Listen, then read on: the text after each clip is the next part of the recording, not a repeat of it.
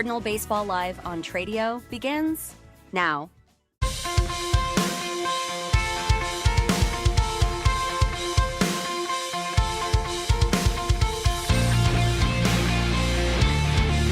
Baseball Live here on Tradio alongside Jeff Knipper. I'm Will Connerly. Fort Worth Christian taking on Lake Country Christian. The Eagles and Cardinals playing tonight here at Keck Field, and the Cardinals coming into this matchup 12 victories on the season, 3 losses and 1 tie, and we're happy to join you guys here on the broadcast this evening. Will Connerly, Jeff Knipper. Once again, Jeff, going to be a fun matchup tonight. The Cardinals 12-3-1. They've been off to a great start under Rusty Greer this season. Yeah, I'm excited to be back out here at Keck Field to see this talented Cardinals team. Just been really impressed with the 4 games that I've seen so far from them. Outstanding hitting, really aggressive base running, and the pitching has been good enough to get them out to a fast start. And pitching tonight for Fort Worth Christian, it's Greg Smeds. So another chance to see the outstanding left-hander in a matchup once again, making his 4th start of the season, going up against an Eagles team that went 9-1 in their district last year. We're going to look at the head-to-head graphic here for Fort Worth Christian, talk a little bit more about the pitching later, but it's these guys really spearheading the offense right now. Those OPS numbers off the charts, Jeff. Yeah, those are some gaudy numbers. You're not supposed to have a OPS of 1357 like Grady Emerson and Jake Parkerson just right behind him at 1268, but just incredible numbers. Grady Emerson scored 20 runs here 15 games into the season, got 17 RBIs. He hits in the 2-hole, and Parkerson, I believe, has been in the 4-hole for a lot of the season. So you see he's had a lot of RBI opportunities with Emerson and Carney in the leadoff spot. So he's benefited from a lot of runners on base and made with those 16 hits, done a lot of damage, put some runs on the board for the Cardinals. We're going to go look at our Cardinal connection now as we continue the pregame here on Cardinal Baseball Live on Tradio. Howdy, I'm Logan Scott, and I'm here with Harry. Please introduce yourself. Hello, I'm Harry Alsop, senior here at Fort Christian. Harry, do you have any superstitions you do on game day? No, not really. I'm just trying to stay locked in, listen to music. You don't scroll TikTok or anything? Well, yeah, I guess, yeah, I do scroll TikTok, watch a few edits. No. All right. Do you have any favorite memories growing up with baseball? As a player, as a fan, meeting a certain player? Any favorite memory? Well, I think, honestly, is on my birthday, I got to watch Odor punch Bautista in the face. So that was pretty cool. What a moment. But then kind of like playing baseball, I guess my favorite memory was last year, coming back from 9 runs down to Faith. Big rivalry, so it's pretty good to come back and win that at home. All right. Yeah. I mean, that was a beautiful right hook, man. I don't know what to tell you. Yeah. Dude, what's your favorite post-game meal after a game? You always gotta go Chick-fil-A, honestly. What's I love the order? Chick-fil-A. I gotta go number 1, no pickles, of course, large fry, and a cherry Coke. Dude, great meal. Do you prefer sunflower seeds or bubblegum? Definitely sunflower seeds. Flavor. Gotta go pickle. Dill pickle? Yeah. And then who is the greatest baseball player of all time? We were actually talking about this last week in the dugout, but I still think it's Barry Bonds, but Shohei's coming up a little bit. I think Barry Bonds is the best of all time. You can't beat the home runs. Yeah, but Shohei's doing that and pitching, so I mean, it'll be pretty cool to watch him for a little while. Well, Harry, thanks for the time. Good luck in your game. This is Logan Scott. Keep watching Fort Worth Christian Baseball here on Tradio. Howdy, I'm Logan Scott, and I'm here with Court Williams. Court. What superstitions do you have on game day? If I'm in a slump or if I just got out of a slump, I like to make sure that when I'm hitting good that I wear the same socks no matter what. Same socks? Same socks. Lucky socks. How'd you choose your walk-up song?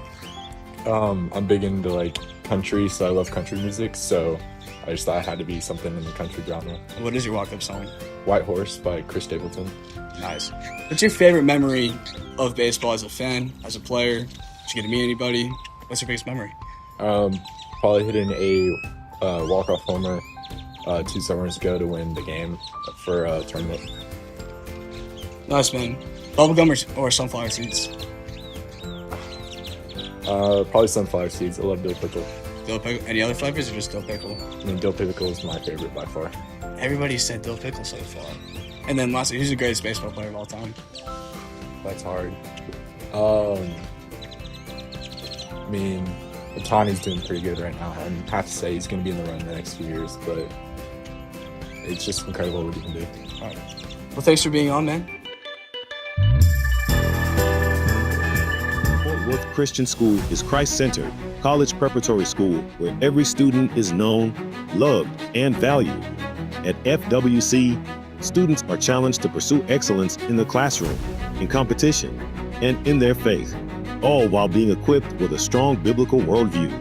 From standout academics and championship athletics to award-winning fine arts and a vibrant student community, Fort Worth Christian is preparing tomorrow's leaders today. We invite you to discover the difference for your family. Visit fwc.org to learn more, schedule a personal tour, and experience Fort Worth Christian for yourself.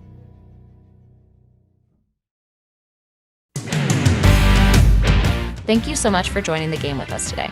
We hope you are enjoying this presentation of Cardinal Baseball Live on Tradio. We have a target of 20,000 channel subscribers before the end of this spring. We need your help to reach that goal.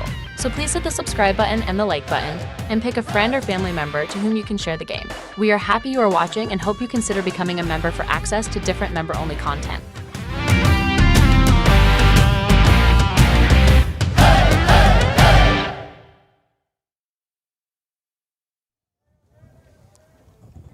Cardinal Baseball Live on Tradio underway, and the first pitch thrown by Greg Smeds hits a single to center. Ryan White's beginning the evening, Jeff, with a first pitch swing, and it's a single to center. Yeah, he got in the box ready for a fastball and turned it around in a hurry. Good swing right there. Wind is blowing in hard from right center. I parked out there, and even though it's kind of a small field, I don't think anyone's going to be able to challenge it with that wind today. So Hudson Huber, the shortstop, up to the plate.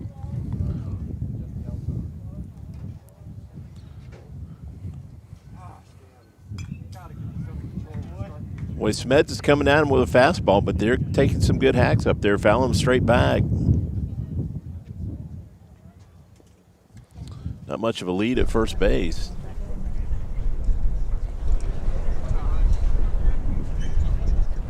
And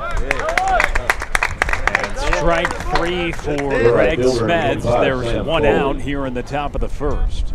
Yeah, good location right there. He had that down and away, got him in an 0-2 hole, and chased one that might have been might have been a ball, but too close to take for comfort.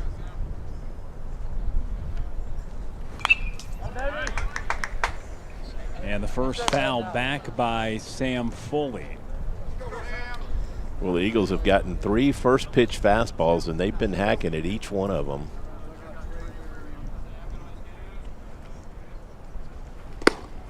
Yeah, breaking ball in the zone, Jeff. You know, I wonder if Coach Greer gave his staff marching orders. Let's just go right at him, because I know the walks have been a pain point for them in a few of the games they've struggled on the mound.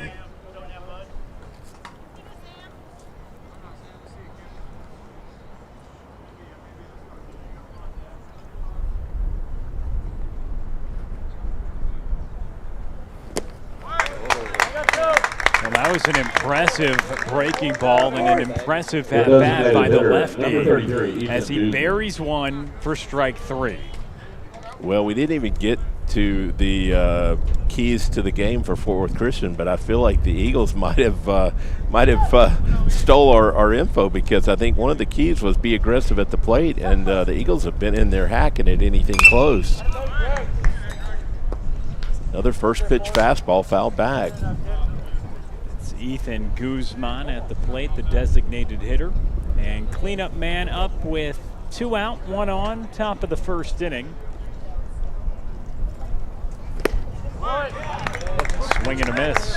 Boy, I like how quick Smeds works. I mean, we're just flying through this inning right here. I mean, he gets the ball and he's ready to go.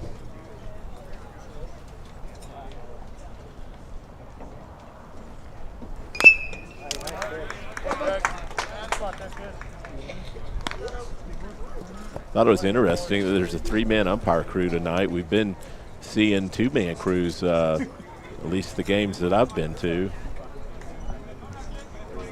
Little extra attention tonight on the base paths. Those early season tournaments, sure, it's harder to get the staff when you have all those games going on, and a little unique to start the year, the first few weekends playing 4 or 5 games, and now you get into more of a routine. That's a good point, because a lot of those tournaments have been middle of the day games, so umpires that have, oh wow. The umpire wasn't even ready for that one. Speaking of umpires, right? He calls it off. But you know, a lot of these umpires have day jobs, so they can't come out and work in the middle of the day these tournaments. So I guess once we have a night game, they can come and moonlight on the baseball field. Good pitch. And Smeds with an impressive first. He strikes out 3 in a row to end the inning after the first pitch went to center for a single. We go to the bottom of the first.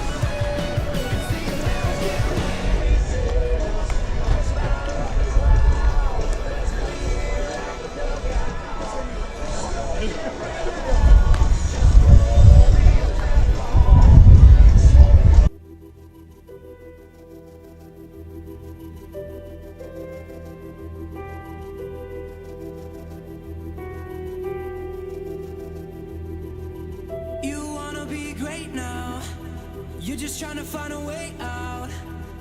I don't want to tell you how to live, but I just don't want you to miss. And I don't mean to scare you, I want you to live, and I dare you to give this life all you have. Yeah, all you have.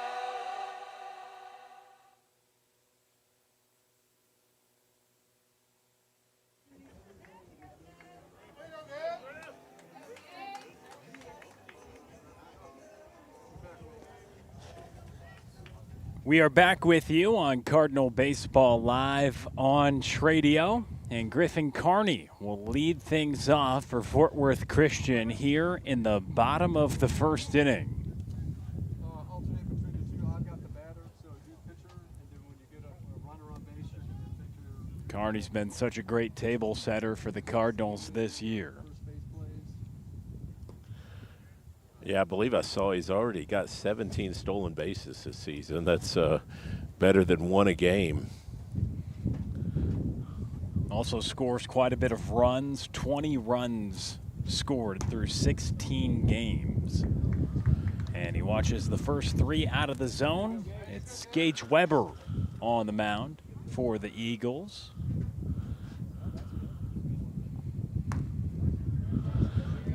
So we've seen 4 pitches so far from the Eagles pitcher. No swings yet by the Cardinals, but when the Cardinals were out in the field, I believe there was only 1 ball that got by without a swing. Oh, wow.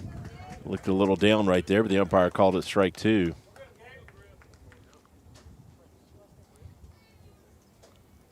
So a full count coming from Gage Weber here with Carney. and he watches for ball 4. So Griffin Carney, as you mentioned, a massive stolen base threat.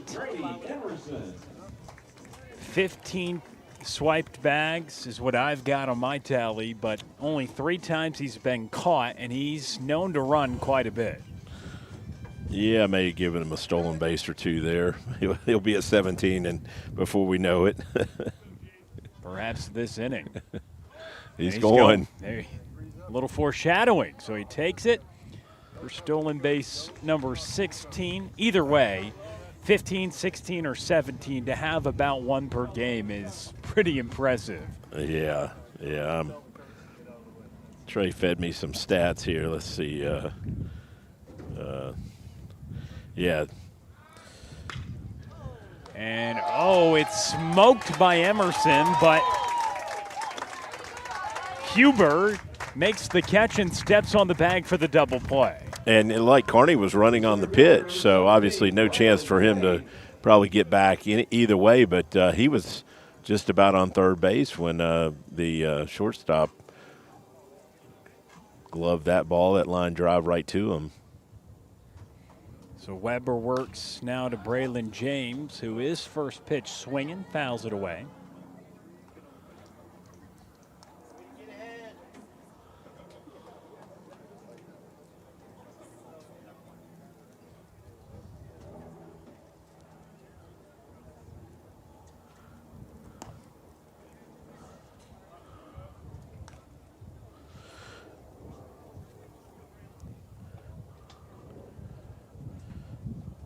So you got fed some stats. I can't wait to hear some of those throughout the night. James gives it a ride toward right field, and it is a ride up into the night sky here in North Richland Hills and falls in front of the right fielder, Sam Foley. So you call that a bloop base hit? I mentioned that wind earlier. I think the right fielder thought that ball was going to get to him, and the wind just knocked it down. I was shocked at how shallow that ball landed. Because off the bat, it felt like he kind of got a hold of it. Yeah. Dies out in the outfield. Yeah, there's about a 20-mile-per-hour wind. He's running. And so James takes second. A pair of stolen bases for the Cardinals. You know, when we mention individuals, this team that has a lot of stolen bases as well. 58 entering today. Wow. Through just 16 games. About 3.5 a game. They have 2 in this inning. So Jackson Castleberry, he was entered back into the order last week. It's good to see him back because I was out here a couple weeks ago when I think he hurt his wrist diving for a ball, and he had missed some games after that. Running again. That's a base hit. And it's an RBI opportunity. James will come home, and the Cardinals take a 1-0 lead. Jackson Castleberry driving in a run. Yeah, great swing right there, like a breaking pitch that was up a little bit. But you mentioned Castleberry hit a bomb the other day. So obviously that wrist doesn't seem to be bothering him anymore. Swinging the bat like he has. Does pineapple belong on pizza? Yeah. I know Castleberry runs well too, so no surprise to see him take off here if he gets the green light from Coach Greer. He's got a big lead. He's going. And the Cardinals, for the 3rd time this inning, take second base. Close play, but it's Castleberry who gets there. Yeah, catcher actually made a decent throw, just threw it a little bit too far on the first base side of the bag. So 3 swiped bags in the inning for the Cardinals. They have a 1-0 lead thanks to Castleberry's RBI. He hit a laser to left to drive in Braylon James. Back-to-back singles. Grady Emerson hit it hard as well, but just right at the shortstop, Hudson Huber. And he stepped on second to double up Griffin Carney. So here is Jake Parkerson. And he pulls it, goes a pretty far distance, but in foul territory. Yeah, that had the distance to get out of here right down that line. Just hooked it foul. But so the ball seems to be carrying fine to left, and the wind may have laid down a bit, but you can still see those flags blowing in from right center. It's not the biggest ballpark, only 305 down the line, 320 in left center. He's going. And fouled this time to the right side. The Cardinals seen something early to want to be this aggressive on the base pass. I know that's a part of Rusty Greer's mindset, but they are taking no time to settle into that game plan, at least here in the first inning. Yeah, Coach Greer talked about wanting to put pressure on that other team, and he's certainly done a great job of that so far in 15 games into the season. And we talked about Jake Parkerson's numbers, looking to add to his 14 RBIs, I believe, coming into this game right here with Castleberry at second base and 2 outs. The 2-2. Castleberry, no throw, slides back into second. So Parkerson, the designated hitter.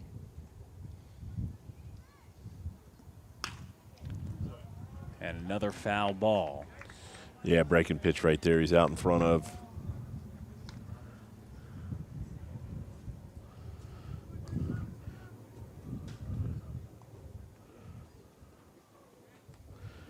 Starting pitcher for the Eagles, Gabe Weber. He not a high velo guy, so really going to have to keep him off balance because I don't think he's going to throw anything by him. And a full count. Now to Parkerson. Inning started with a Carney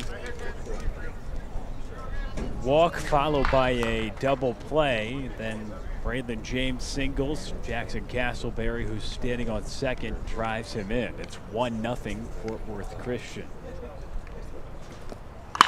And it's perhaps 2-0 as Parkerson hits it to right. And Jackson Castleberry comes across the score, and the Cardinals take a 2-0 lead. Yeah, I didn't really think they had a shot to get him at home, but it was closer than I thought. That right fielder made a good throw out there, and I'm sure since that ball fell in front of him, he's playing a little closer than he was earlier. What a job to take that the other way. Yeah, good job of hitting right there by Parkerson and make that 15 RBIs on the season. Does pineapple belong on pizza? Yeah. Second on the team, only to Grady Emerson, who has 17. Now brings up Blaine McDonald. He's got a dozen runs driven in this season.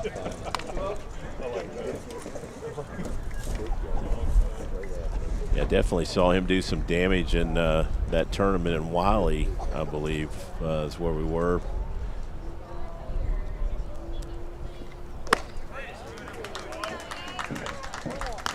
Go boy, here we go, bud. So a 2-0 lead for Fort Worth Christian. Back-to-back RBI singles with 2 outs by Castleberry and Parkerson.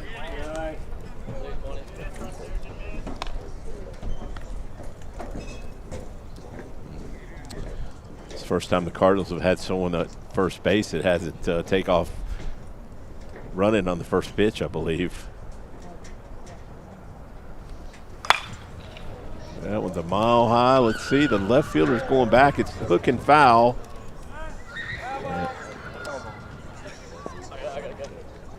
It drops in foul territory despite the chase by Clint Cannon, the left fielder. Yeah, he had a play on it and looked like he might get to it, but just misjudged it looked like.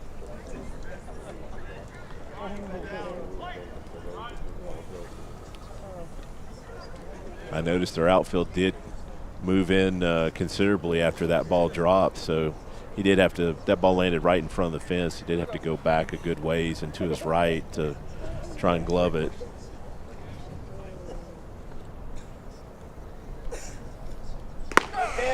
And that's in for a strike to retire the side, but not before the Cardinals have a pair of 2-out RBI singles. They lead 2-0 after an inning on Tradio.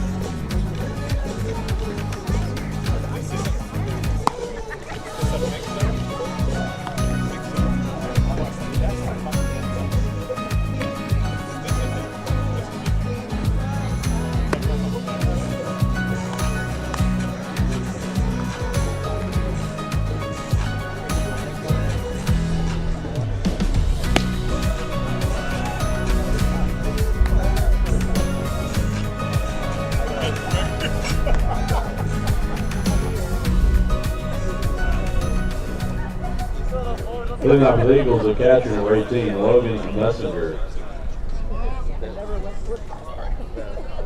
So back to action on Cardinal Baseball Live on Tradio. After an inning, Cardinals leading 2-0. Greg Smeds out for another inning of work, and the second starts like the first in terms of a first pitch swing, but it's Griffin Carney who's able to get there this time. So 1 pitch, 1 out. Nice play by the second baseman. Yeah, Carney did a good job going back and getting that one. The right fielder was not going to get there.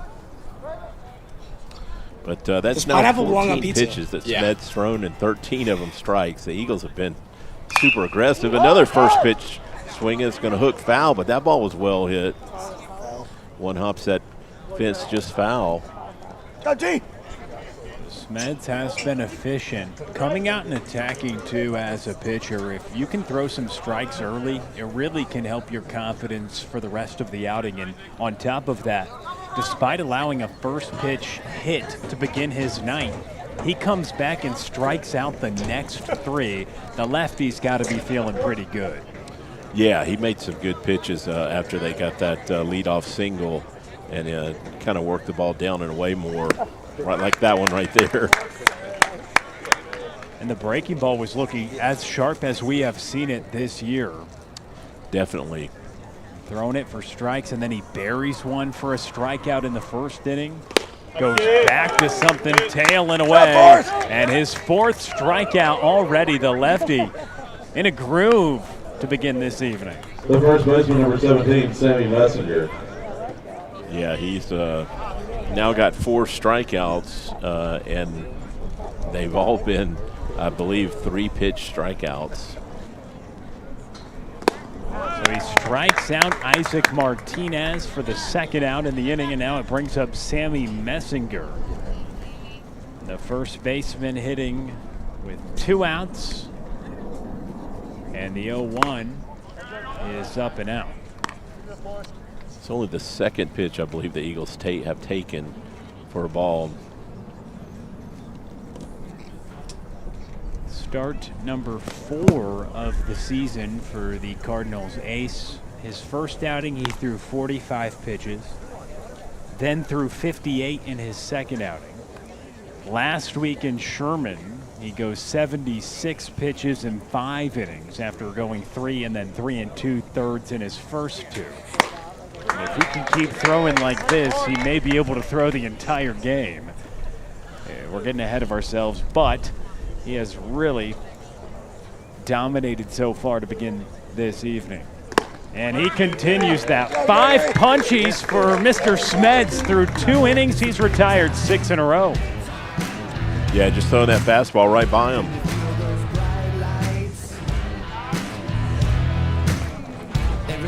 Fort Worth Christian School is Christ-centered, college preparatory school where every student is known, loved, and valued.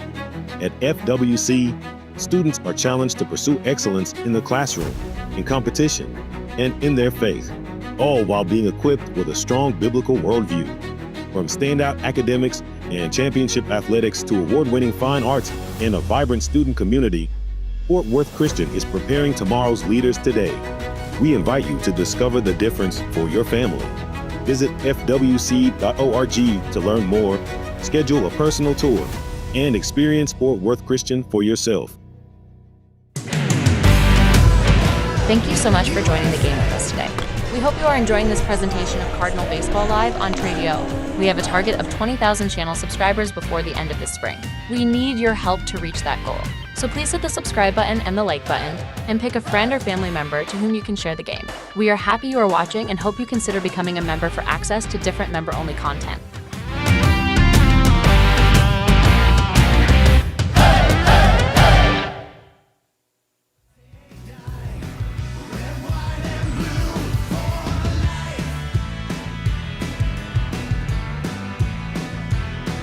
So we get ready to start the bottom of the second inning here at Keck Horton Field. A 2-0 lead for the Cardinals. They come to the plate for the second time. Thanks so much for taking time to take in some Cardinal baseball tonight. Jeff Knipper, Will Connerly with you, and Hank Austin, the Cardinals catcher at the plate.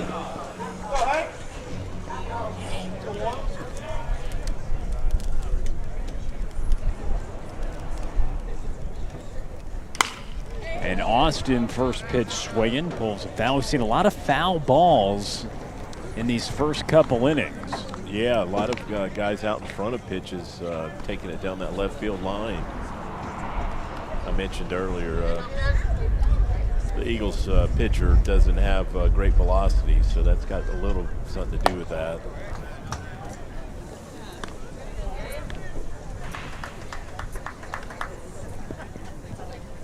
Have to wait back. Is that the key against velocity like this? Yeah, the key from pulling off of it, you probably should be thinking up the middle, kind of like a guy that's throwing breaking stuff. I mean, his fastball's probably coming in at a 75 maybe, like a good breaking pitch would at this level. So that's probably the right approach, and trust your hands if the ball's in on you, but think up the middle and let your hands do the work if it's on the inner half. So Gage Weber walks Hank Austin to begin the inning. Hank Austin, he had a 2-hit day to open up the Grand Slam Invitational last week up in Sherman, and really the first baseman, number 33, first time we've seen him break out. Aguilar. The catcher had a 2-hit day, including a double. Fort Worth Christian had to play some really good opponents last week. Some of the best teams in terms of the larger teams that they'll play: Saxe, Tyler Legacy, Rock Hill, and then Emerson. And so they got to see some very high-level pitching as well. The Baylor commit for Saxe no-hit them through 5 innings, ultimately falling in that game. Yeah, I'd call it Black Friday for the Tradio broadcast teams. The Mustangs went 0-2 on that Friday, and Fort Worth Christian went 0-1-1. So the Tradio broadcast didn't get to see a victory last Friday. For those that don't know, it's Mustang Baseball Live on Tradio. And then Cardinal Baseball Live as well. Correct. So both schools being covered here on this channel. And pretty impressive in terms of just the talent of the two schools. I mean, Grapevine, one of the best teams, not just in Texas, in the country. Fort Worth Christian, they have the best player in the country, and they're off to a blistering start despite some struggles or adversity last week, as it's grounded to short. No play at second. Andujar retired at first on the ground ball. And so the Cardinals advance a runner to second on the ground ball to finish that thought. You got a 12-win team, 12-3-1 for the Cardinals. And two really good teams that you can catch if you're a high school baseball fan this spring here on this Tradio channel for the two schools that are most of the games being covered by this channel. Yeah, just a ton of great baseball talent in this area. Got a aggressive lead. That's another foul ball down the left field line. But, yeah, there was in the tournament that Grapevine was in, there was 2 UT commits, starting pitchers that were in the mid-90s. So it's incredible, the talent in this area. It really is. A lot of scouts out there again, as just like there usually have been for these Fort Worth Christian games. Oh, yes. We have seen them out in droves to start the season for Grady Emerson, the Cardinals shortstop. Tons of scouts. And last week you're going up against a 90-mile-per-hour arm and Saxey. And you get a glimpse of going up against teams and big UIL teams, and it's can only benefit you as you go down the line. Andrew Ridgel fouls it back. Jacob Ward is courtesy running at second for Hank Austin, who led off the inning with a walk. Andujar then grounded out to short. 1 out, 1 on in a 2-0 ball game. Yeah, good cut by Ridgel.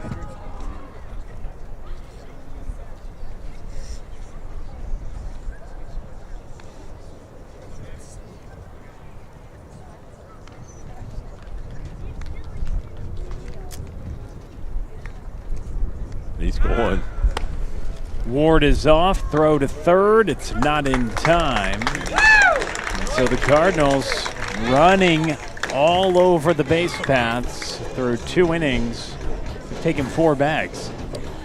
Yeah, and a big deal getting that runner to third base with only 1 out. Now any fly ball to the outfield and most ground balls on the infield are going to score him. So that's a great time to steal third base right there. Ridgel now, you know what they say, do a job, right?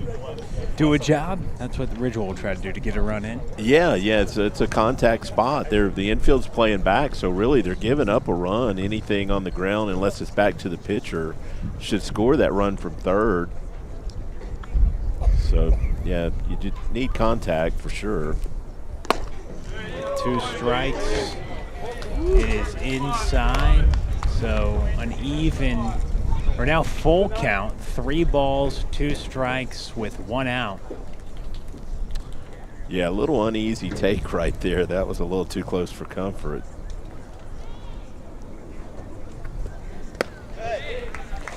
And that one was pretty close too, but the umpire rules it off the plate. Gage Weber issuing his second walk of the inning, led off with a walk, then got a ground ball, walks another, and it flips the lineup back to the top. Griffin Carney, but a mound visit before all that. So after the Cardinals score 2 in the first, they're threatening once again. Yeah, at least on paper, I felt like the Eagles might be a little overmatched tonight, but you never know. You still got to play the game. You got to come out and throw strikes. You got to swing the bat and play defense. But I really felt like the Cardinals. This is a game they should win, but that doesn't mean it always happens that way. And it's only 2-0 right now, but it has the feel of a game that could get out of hand.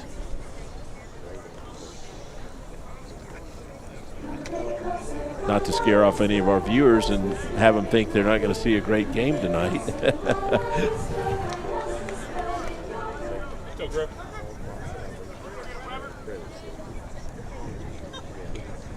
Pretty good crowd out here tonight. Very strong.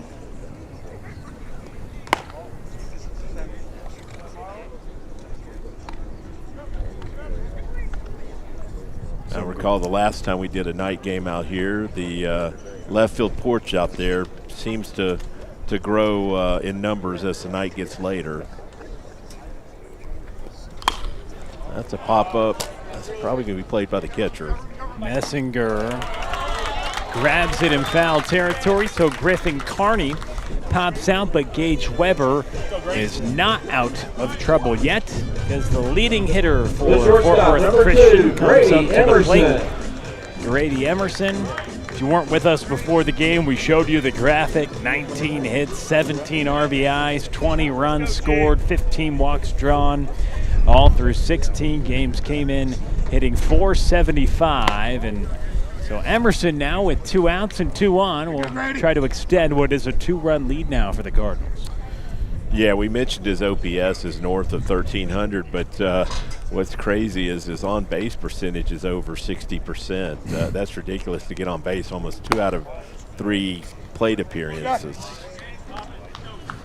Yeah, 19 hits and then 15 walks will do that for you. Yeah, the other teams have definitely been careful pitching to him. He's a known commodity. And he has a 2-0 hack go foul. Last week at Sherman, he was intentionally walked.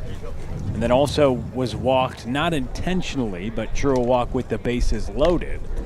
And then the next time up was intentionally walked. And so teams definitely aware of number 2 for the Cardinals.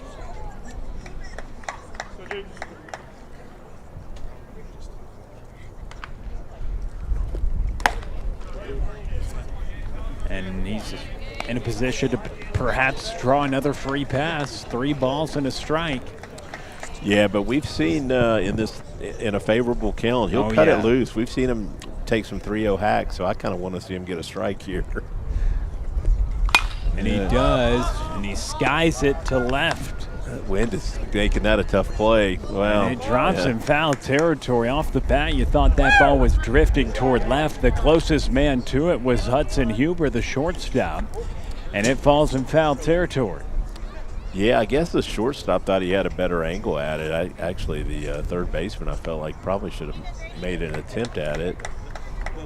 You see how close to second that shortstop's playing. He's shaded Grady up the middle, expecting him probably to pull it. But, yeah, we've seen Grady use the whole ballpark. A lot of his hits go to left field.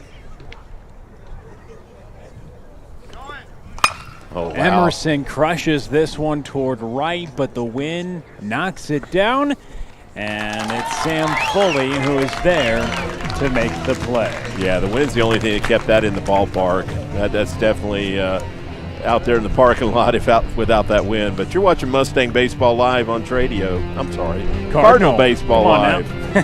Wow, I'm double dipping here.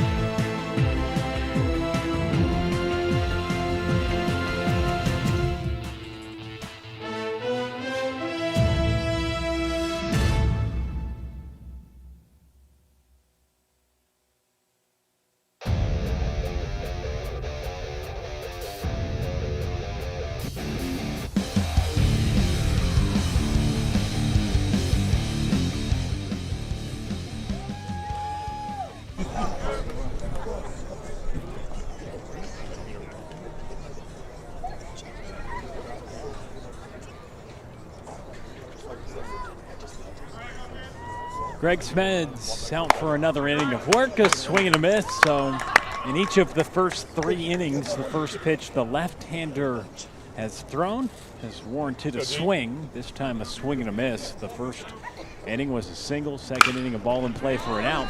And this second ball handled by Emerson at short. It's on to first in time. So Smeds working quickly through this order. He's retired 7 in a row.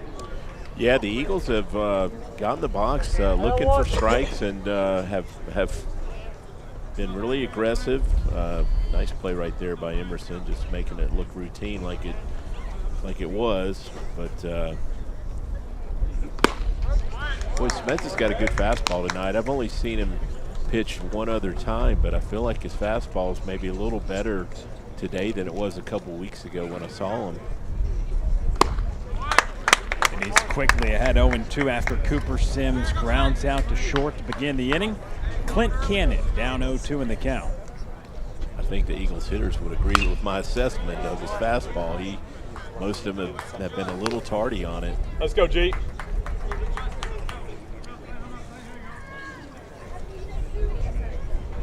The 0-2.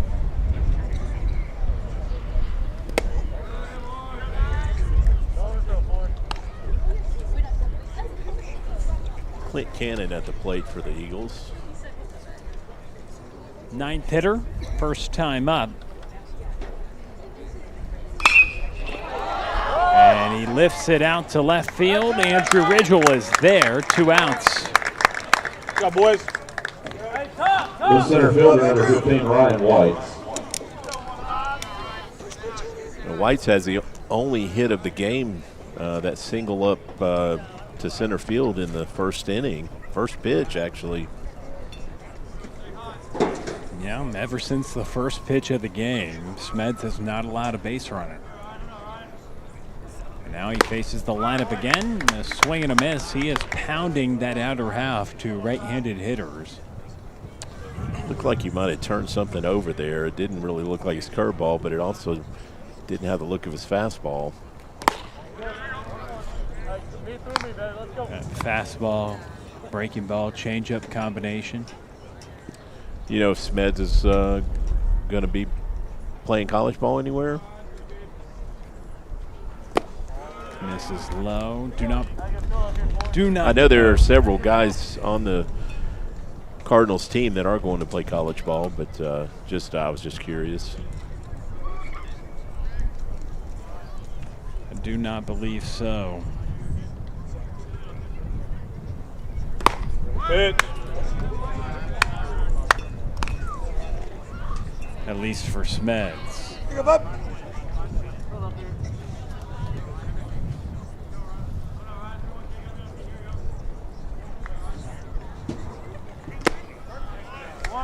That's in for a strike. I was down in College Station Tuesday for the A&M Incarnate Word baseball game. A buddy of mine's son plays for Incarnate Word, and I was a little surprised that finished just after the hitter. It's on to first, side retired. Okay, I'll finish the story in the top of the third inning. But you're watching Cardinal baseball live on Tradio as the Cardinals have a 2-0 lead headed to the top of the third inning.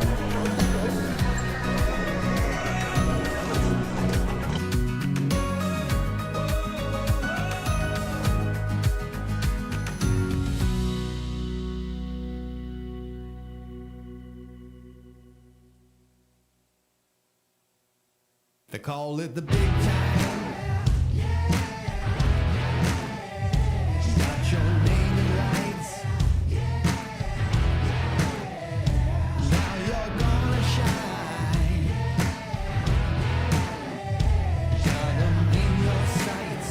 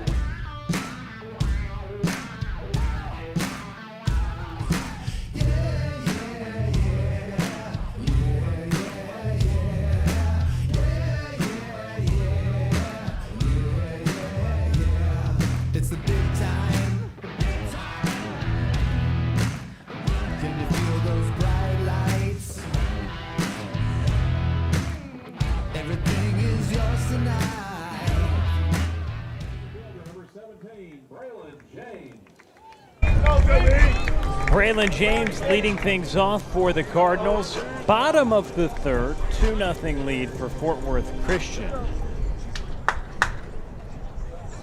Yeah, you got a pitching change for the Eagles. Colt Stein now on the mound. He's a big left-hander. Got a little more velocity than their starter had. Looked like he had a decent breaking pitch warming up. Just to finish the story I started in the last half of the inning, I was a little surprised by most of the pitching I saw. It was a midweek game, so maybe some of the best arms weren't on the mound, but with the exception of 2 pitchers, well, that's in the air, but going to be played by the center fielder right there. Well, that wind's just, again, killed that ball. He had to come get it.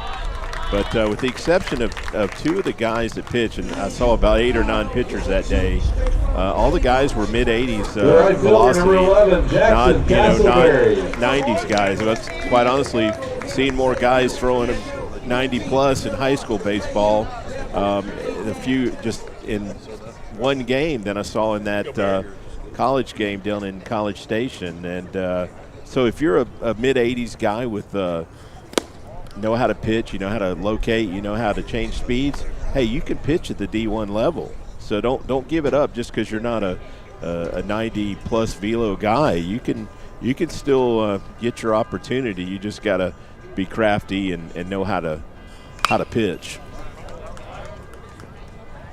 Jackson Castleberry, speaking of D1 guys, brought up college commits earlier. Obviously the headliner, Grady Emerson, heading to Texas, but Jackson Castleberry, he'll stay close to home and go to UT Arlington. Yeah, UTA's got a good program.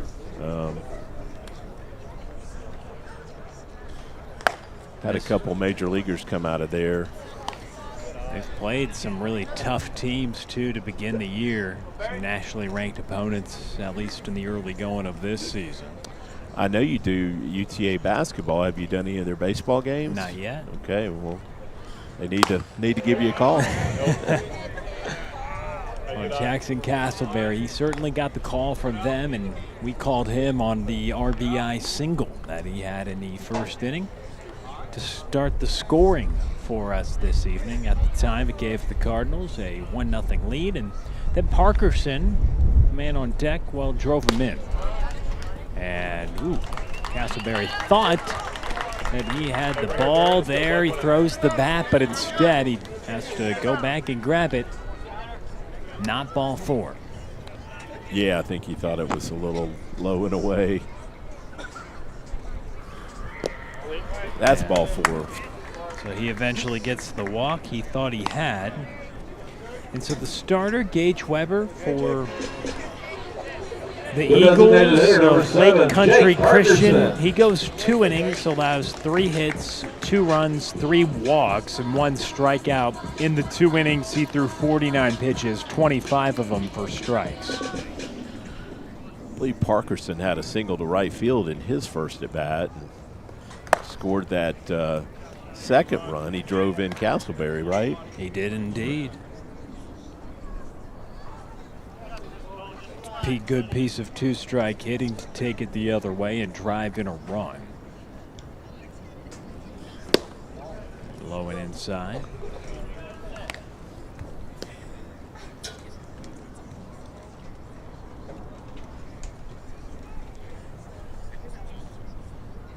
Got a big lead over there. Let's see. Not going. So a balk is called because Stein did not come to a stop when he came set. So just like that, Castleberry in scoring position for Parkerson, who already has an RBI. So that puts a runner at second base. Yeah, the Tradio scoreboard is right. The Fort Worth Christian, okay, they do have an out up there now.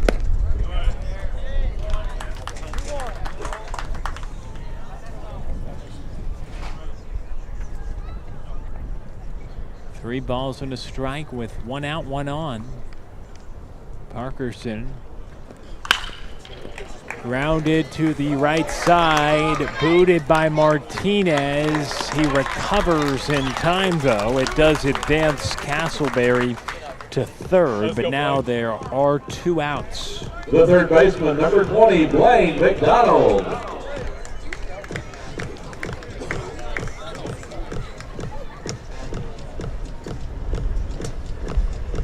Martinez did a good job staying with that ball. I thought for a second they weren't going to get it out anywhere, but got that out at first base.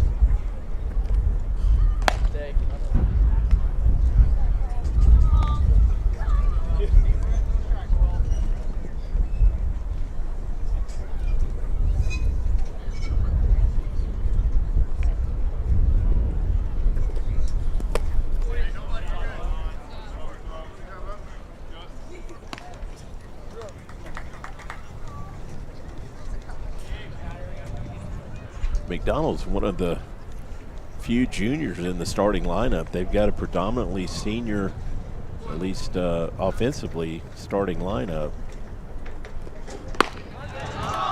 And he watches the 2-0 offering from Colt Stein paint the outer half, a 2-1 count. And McDonald has been a mainstay in Rusty Greer's order.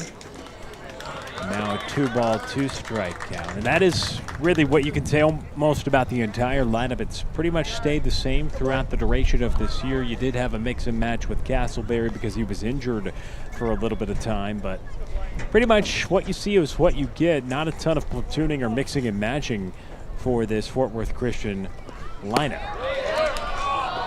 Well, it's hard to argue with what they've done offensively, so why change it up if it's working? If it ain't broke, don't fix it. And this Cardinals order hitting above 300 as a team, don't think it's broke right now, and they've now got 2 runners on. But hitting north of 300 as a team coming into tonight through 16 games with a 12-3-1 record. You would say that is pretty impressive, but then we tell you they've also scored 93 runs in those 16 games, so the production has been there, and they're getting good pitching, at least tonight, in a really big way from Greg Smeds, trying to get him some run support after the walk was drawn by Blaine McDonald. It brings up Hank Austin. He walked to begin the second when the Cardinals threatened again with a pair of runners on base, but they left him out there. Yeah, if you can put up 6 runs a ball game, you should win most of your games. And a balk called again. The second balk of the inning brings in a run. Jackson Castleberry, who advanced from first to second on a balk and then second to third on a ground ball, comes across to score on a balk. The second balk by the lefty Colt Stein, not coming to a complete stop before coming to the plate. And with our 3 umpire crew tonight. Yeah, Stein's a little frustrated, but I think his coach agrees with the call. What makes you say that? Well, you hadn't argued it. That's a good point. We have seen Rusty Greer give his 2 cents on calls throughout the year, so that is pretty much a good telltale sign. Yeah, we saw a call at the plate last time I was here that I had to agree with Coach Greer. I don't know what the umpire saw, but I thought the runner was safe. But, yeah, he questioned that call for sure.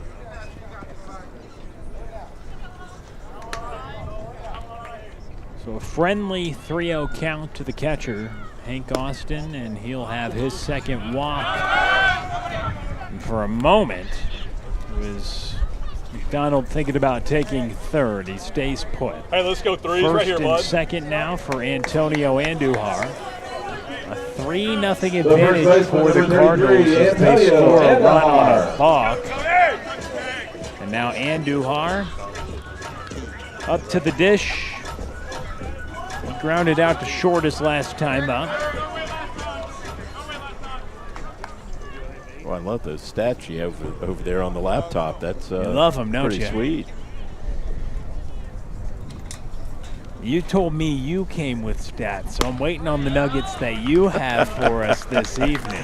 I had some pitching stats, but my real job got in the way of my my broadcasting tonight. Up and out. Let's go threes right here, bud. I'm sure people will understand that. The Trey, real job, right? Trey, yeah, the one that pays the bills. Trey, though, did send me a slew of good information. Low and outside. For those that don't know, Trey Bell, the founder and owner of Tradio. Yeah,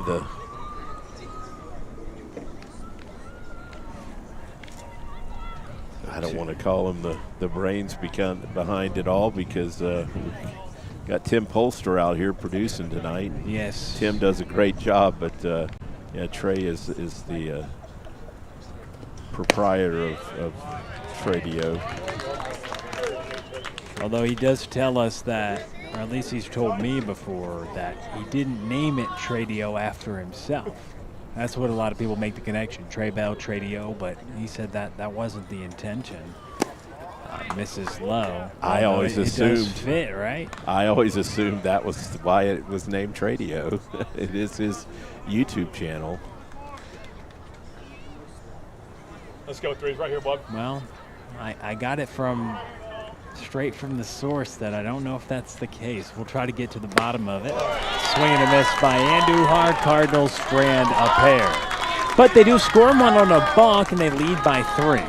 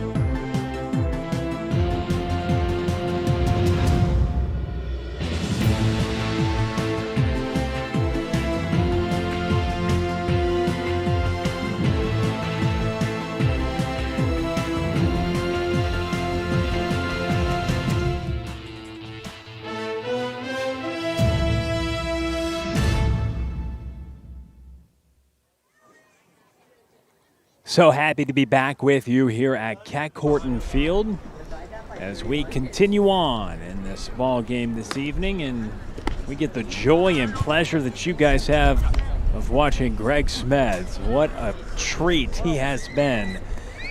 Oh, to begin this ball game tonight, Smeds is just dialed in, and he's back out for his 4th inning of work. Yeah, he's only faced one batter over the minimum here through 3 innings. Does lead this hitter off with 2 balls, which has not been the norm. He's been coming right at him with strikes, getting a lot of early swings and early contact when he hasn't gotten a strikeout. Oh, we come back from break talking about how excellent he's been, but now falls behind 3-0 in the count. He allowed a leadoff single, but has retired 9 in a row since. And does get back in the zone there to Hudson Huber. It's 2, 3, and 4, so he's in the batting lineup for Lake Country Christian. So the second time the lefty's working through this order. And that ball is popped up. Hank Austin behind the plate. He's able to get there. So 3-0, no problem. And it's Hank Austin, one of those college commits for Fort Worth Christian heading to Sul Ross State makes the grab in foul territory. Yeah, great job staying with that ball. I thought it was actually going to get in the net and just came right down the edge of the net. It was up there, too, up above the lights. Tough place to get to. At least in terms of when you're watching games and you see those pop-ups, they can look like routine outs, but they're far from it when you have to get up and track it. They can be tricky ones to grab, especially one that was straight behind Austin. There as Sam Foley now hits. Yeah, that catcher's got to find that ball. He's, wearing a mask. He's got to get rid of the mask, find that ball. Ooh, look out. Goes right over the Cardinals dugout on the foul ball by Sam Foley. But you're right, just a lot of moving parts. You're trying to catch a foul ball, but big there after it was 3-0. Well, another thing is we've seen the wind play tricks with Oh, balls, no too. kidding. So he had to deal with the wind also. Ooh, looks like that might have hit off the wrist. It spiked for Austin. You can see the flags out in right center ripping again, so that wind is back to where it was when we started this game. Yeah. It's coming in and a little bit right to left across the outfield. And so this could make it tricky. Another ball in foul territory that Antonio Andujar grabs in front of the Eagles dugout for the second out. So a couple of pop outs in foul territory to begin the inning. And Greg Smeds is in a groove. So 3 2/3 so far, 5 punch outs. He's now retired 11 consecutive Eagles. The designated hitter, number 33. Yeah, he's on a roll for sure. Came back from a 3-0 count against that leadoff hitter to take care of him. Ethan Guzman now up to the plate. He struck out. And Smeds, he allowed a leadoff single to begin the night, then struck out 5 of the next 6 batters he faced in the first and second inning. Then retired the side in order in the third, trying to do the same here in the fourth. It will be his 3rd straight inning retiring the side in order.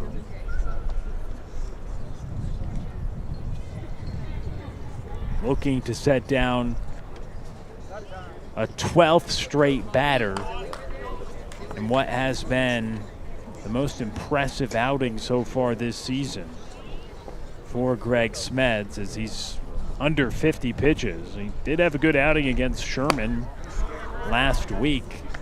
Jeff, he went 5 innings, got the win, and allowed just 2 hits and 1 earned run. 5 innings of 1-run ball, pretty good, but he's trying to retire his 12th consecutive hitter and work through 4 here. What is his 4th start of the year? And when you have some All-State guys coming back on this team like a Griffin Carney and a Greg Smeds, who are very excited about what they can do this year. And, well, the lefty is flexing his muscles tonight in that department. I was just looking at the Cardinal schedule, and this is a non-district game for them. And I know you've mentioned before that Smeds is expected to be one of their district starters. So this sets him up, it looks like, to start next Thursday night, I think, against I think it'll be their first district game. Handled at third by McDonald, on to first in time. That is a dozen straight Eagles retired as Greg Smeds is dialed in. 12 in a row set down for the Cardinals left-hander.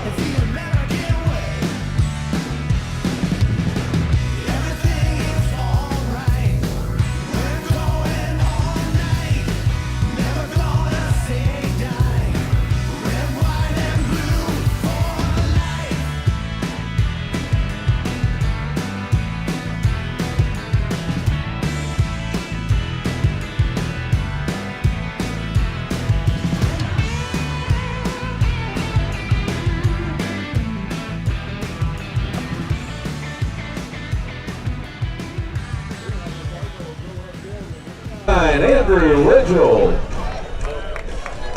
Let's go 9. Here we go, bud. Andrew Ridgel leading things off. Bottom of the 4th inning, a 3-0 score. 9, 1, and 2 in the order for Fort Worth Christian.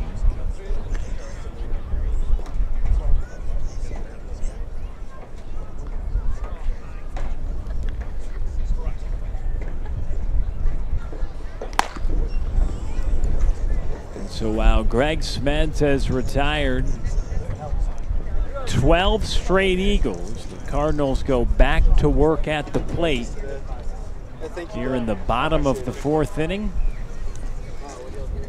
And it's Ridgel, who walked in his first trip to the plate, who pops this one. The shortstop is there. Hudson Huber makes the grab. There's one out here in the 4th inning. Number 27, Griffin Carney. So that'll bring us back to the top of the order. Griffin Carney. Let's go, Griff. Ridgel pops out to short, and Carney digs in. He's 0 for 1.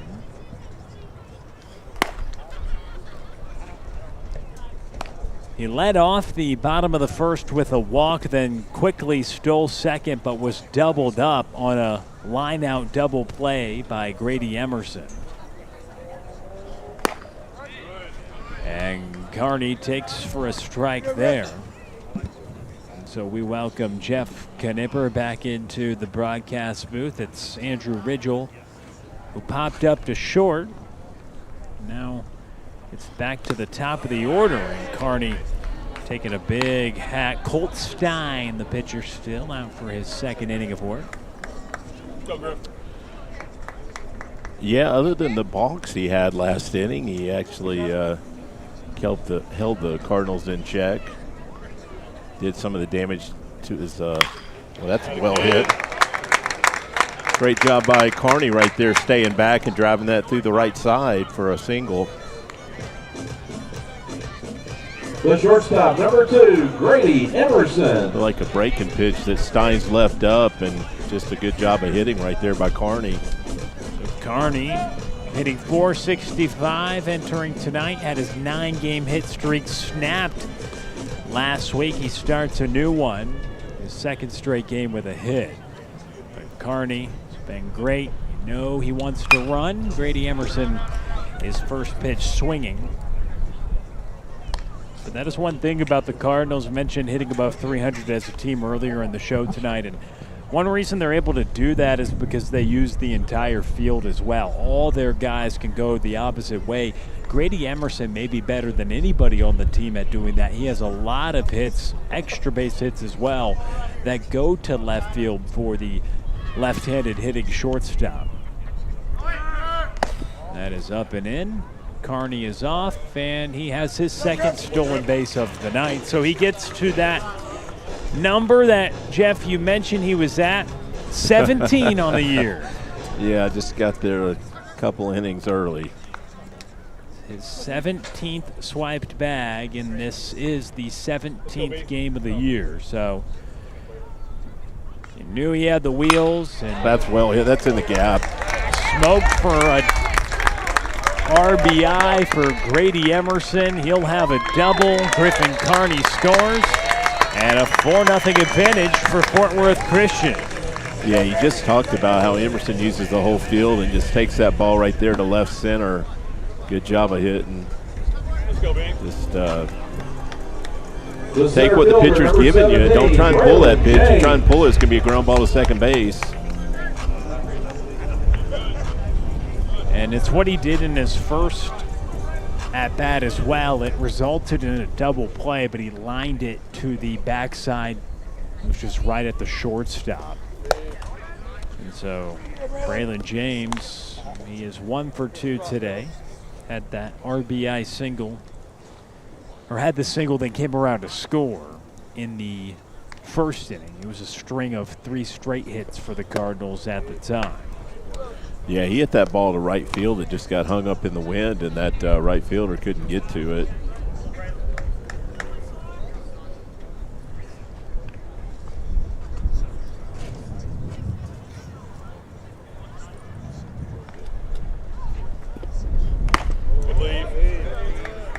Braylon James maybe thought about it for a second on a 2-0 count, but leaves it above the zone. 3 balls, no strikes. Colt Stein, the lefty, working to the left-handed hitting Braylon James. And he takes ball 4. So after the inning started with a pop out to short, Carney singles, Emerson drives him in, and now Braylon James walks first and second for Jackson Castleberry, who has reached both times today, a single, an RBI single, and then a walk in his second plate appearance. And he's first pitch swinging. Yeah, the top 5, maybe 6 hitters in this lineup, I think you'd be hard-pressed to go around the Metroplex and find a group that's really significantly better than these guys. They all know how to swing the bat. They got some power, some speed. Castleberry reaches on a 6-4 fielder's choice. It cuts Braylon James off the base paths. Puts runners on the corners with 2 outs for Jake Parkerson. The designated hitter, number 7, Jake Parkerson.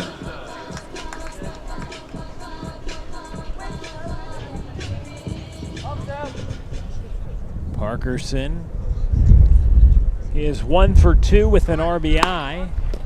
Runner in Castleberry's off, no throw. And Parkerson, what can you say about what he has done? I know we touched on it at the top, but leading the team with a .485 batting average, his 16 hits. Coming into tonight's second most on the team, now has 17 after singling in the first. Another one of those long fly ball or foul balls down that left field line right there. He just got out in front of. I think that's the only part of the ballpark tonight that really seems to be a potential home run area is down that line. And Parkerson lifts it out to left. Not enough distance to get behind Clint Cannon. The left fielder makes the grab. And the Cardinals strand a pair out in scoring position, but they're up by 4 after 4.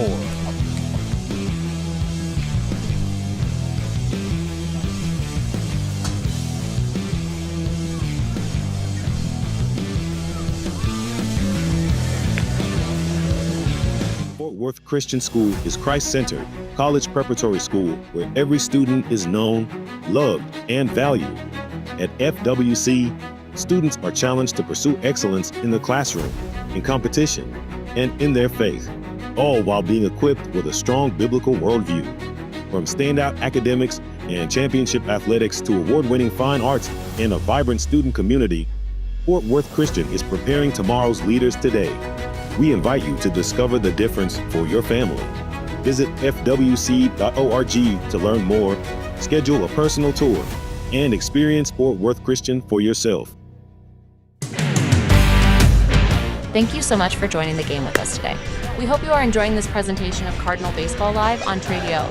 We have a target of 20,000 channel subscribers before the end of this spring. We need your help to reach that goal. So please hit the subscribe button and the like button, and pick a friend or family member to whom you can share the game. We are happy you are watching and hope you consider becoming a member for access to different member-only content.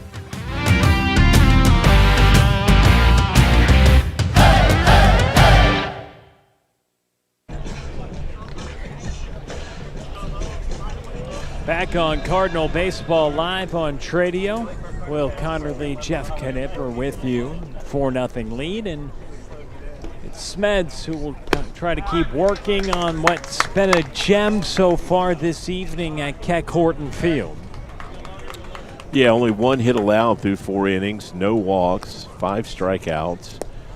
Thrown 52 pitches now, so good pace. He might be able to get him the whole way through. We'll see what happens here in the next couple innings.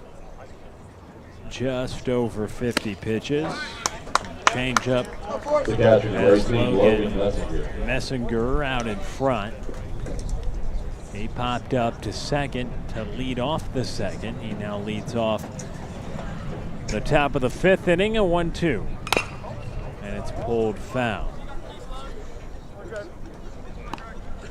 So 12 straight retired after the first pitch of the game was a single by Lake Country Christian. They haven't had a base runner since. Smeds sees it fouled away right side, so certainly in a groove. He strikes out the side in the first after the leadoff single, and then retires the side in order in the second, the third, and the fourth, and begins the 5th. 1-2. Tapped to McDonald at third. It is on to first. In time. Messinger retired, and The second baseman, 13 in a row now Martinez. set down by Smeds. I like how quick he works. Should help the defense stay on their toes out there. These pitchers that work slow, sometimes your fielders tend to get lost in space out there. And another quick should be a ball played by Carney. Yeah, stays with it for that second out. The first baseman, number 17, Sammy Messenger. But it's like the Eagles knew that Smeds was going to come right at him, because when they've gotten a first pitch fastball, they've been hacking. I don't recall them taking a first pitch called strike the whole game. Well, first pitch ball there to Sammy Messinger after Isaac Martinez pops out to second. First 2 retired in this inning. And that was the interesting thing, is the first time through the order, very, very aggressive. Thought perhaps that was going to change maybe the second trip through, but it has still been the aggressive approach, and he's been even more economical with his pitches now in his second turn through the order. Facing the 7th hitter, Sammy Messinger, for a second time. Yeah, Messinger didn't mean to swing right there. Check swing foul. Ball that probably was ball 3. And then swings at what could have potentially been another ball as he expands the strike zone. Yeah, that was definitely up in his eyes. Smeds kicks, deals, and gets strike 3. Greg Smeds with 6 punch-outs. He is dialed in.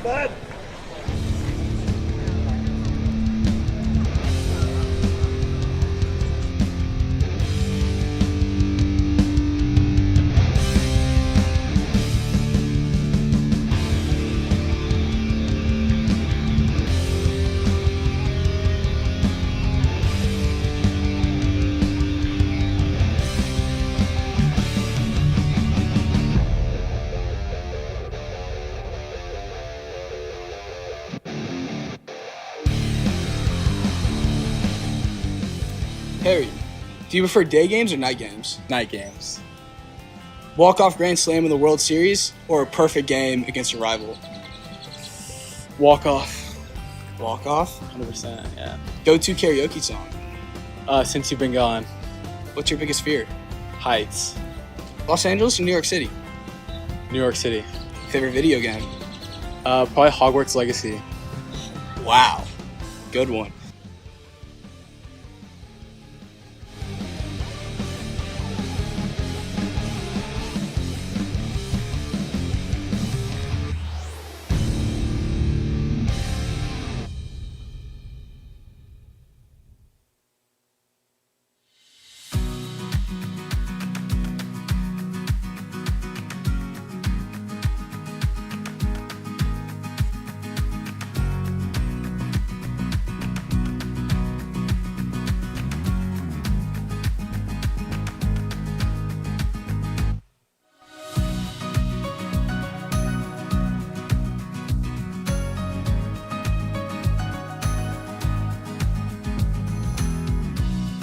Harry, do you prefer day games or night games? Night games.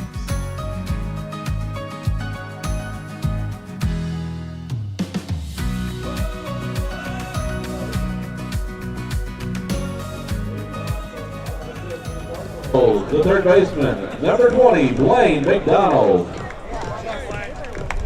Blaine McDonald leads things off. Bottom of inning number 5, 4-run advantage for Fort Worth Christian.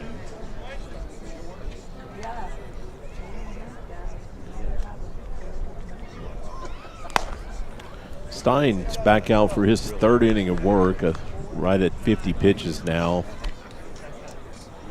He's got the look of a left-hander, too. He's having trouble keeping his shirt tucked in, and just reminds me of a lefty that used to pitch for the Yankees.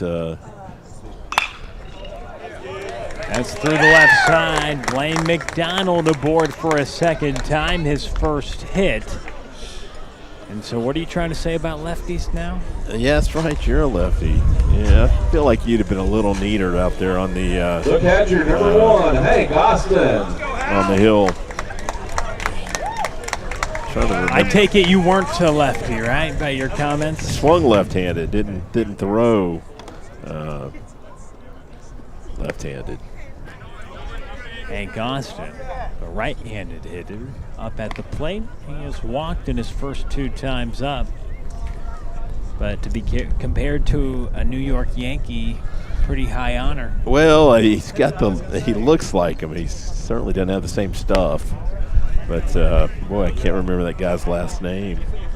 Must not have been too impressive. He had a good career. He just I cannot remember his last. David Wells. That's okay. He's got the David Wells build. Yeah, throwback. I was going to just start rattling off Yankee lefties to see if we were able to get there, but the great power of Google can get it so quickly for you, right?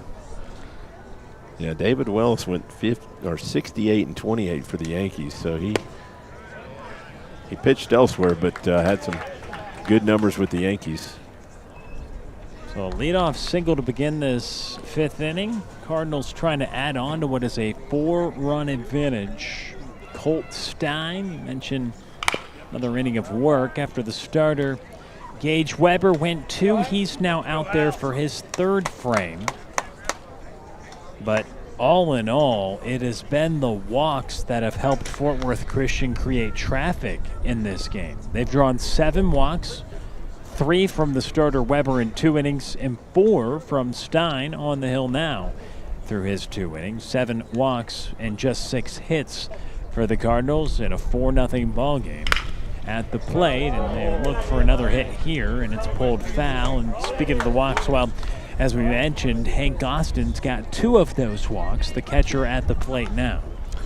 Yeah, when you look at those numbers, actually, that just the Cardinals seems like should be winning by more than the score of 4-0 right now, but have stranded pretty much every inning, stranded runners.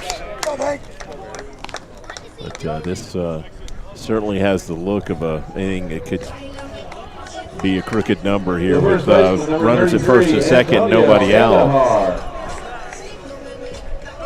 So Hank Austin walks for a 3rd time tonight, and Jacob Ward will come into courtesy run. So that's one way to boost the old on-base percentage. 3 walks and 3 plate appearances for Hank Austin, and he goes to the dugout as you can run for the catcher. It brings up Antonio Andujar, who is 0 for 2. He squares to bunt, drops it in front of Colt Stein. The lefty gathers, throws it to first, but not in time.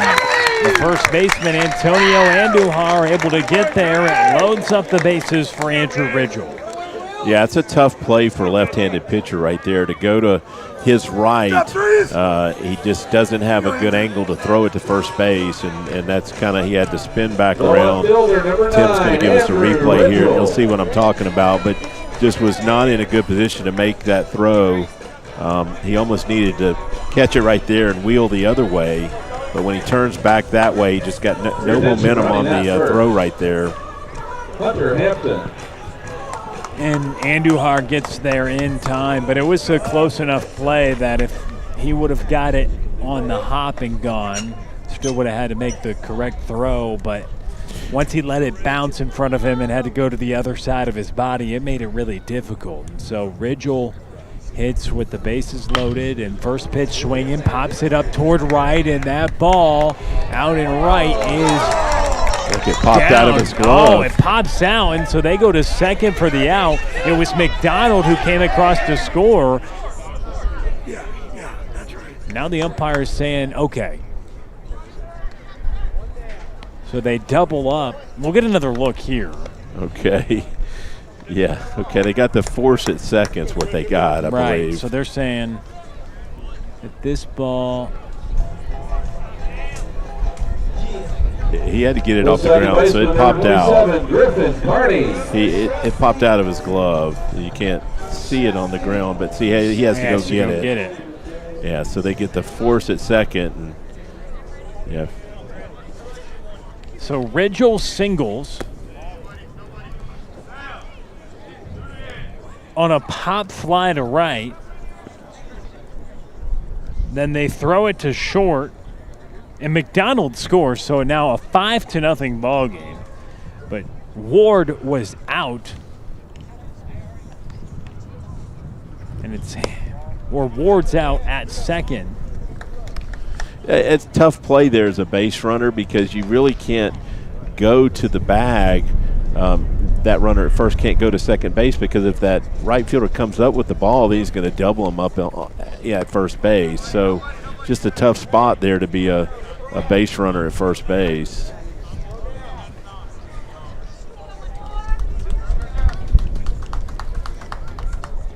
So Carney had that single to right field in his last at bat.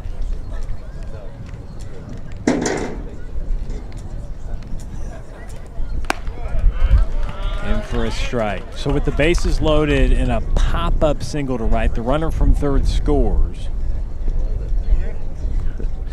I know what you're getting at. I'm interested that, the runner at second seems like should have gone to third. Because that's well, I'm not well, they just did get that runner at second base right there. Yeah, I was thinking the same thing. The runner at second. The shortstop, number 2, Brady Emerson. Not sure. Ward is at third now. So we had Rachel pop up, right? But it ultimately will just go down as a fielder's choice, right? Because I believe so. I believe so. Yeah, because with bases loaded, he pops up. However, they go to second and get the out, and they'll rule that as the force out. Just like if the ball was a ground ball and you go to first, they instead went to second because the runners were in a tough spot, not knowing if it was going to be caught or not. And so I believe you do have the so. runner at third come across to score, and so fielder's choice. I believe so. And that's how Ward advanced, and they cut Ridgel off the base paths, and Ward now comes home. Yeah, a very odd fielder's choice. You rarely see a ball to the outfield that turns into a fielder's choice. The Cardinals extend their lead to 6-0.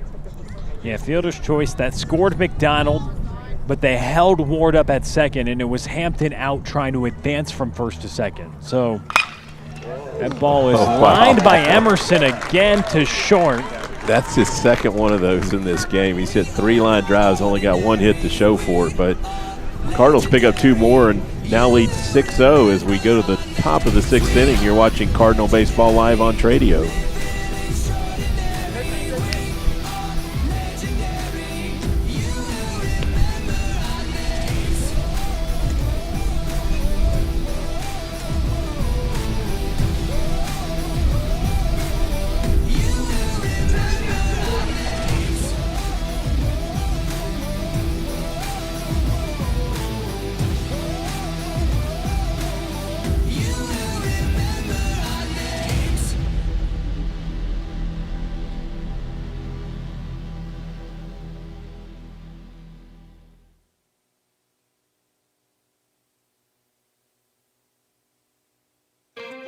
Day games or night games? Night.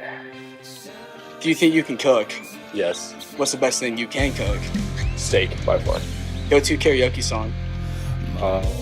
Broken window tape by Whiskey Myers. All right. Favorite fast food place? Ooh, Chick-fil-A, probably. What's a hidden talent you have? Hidden talent? Yes. I don't know. I guess cooking. All right. Who's your favorite athlete growing up? Favorite athlete, Mike Trout, by far.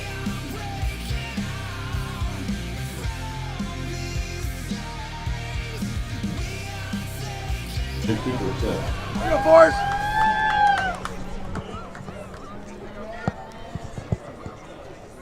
.6-0 lead for the Cardinals as they add on last half, giving more support for a left-hander, Greg Smeds, who hasn't needed any, as he has been just dominant so far this evening. He only has needed 63 pitches to get through 5 shutout innings. He's only allowed 1 base runner in this game. It was the first pitch he threw. And so typically when you have 15 straight retired in an outing, you're flirting with, as it's grounded to Emerson, on to first in time. They get 16 in a row, and as we continue to expand on that point, Jeff, when you go through a stretch where you have 16 straight retired, a lot of times you're flirting with no-hitter, perfect game. He got that out of the way with the first pitch he threw, and then comes back, and now he's retired 16 in a row. So very, very impressive. Yeah, definitely a dominant outing so far, and I'm sure one of Coach Greer's favorite stat lines right now is he hasn't walked anyone. And he's really barely thrown any balls. I mean, he's just been filling up the zone.